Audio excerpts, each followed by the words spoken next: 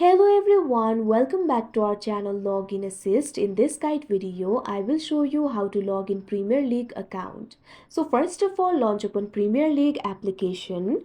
If you do not have this application, you can download it from Play Store and App Store. You can see over here Premier League application has been opened. Initially, you'll be led to this kind of interface.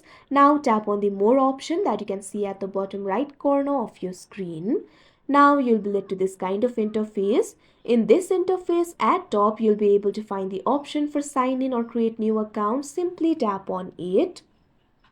Now you'll be led to the sign in interface. Over here, what you have to do is simply provide your credentials and you'll be able to sign in. Or instead of that, you can also log in with Facebook, log in with X, or log in with Google. So simply tap on the sign in method of your choice. Simply tap on the sign in method that you used while creating your account. Here I'm just going to enter my email address. So tap on the field of email address. Now provide your email address over here.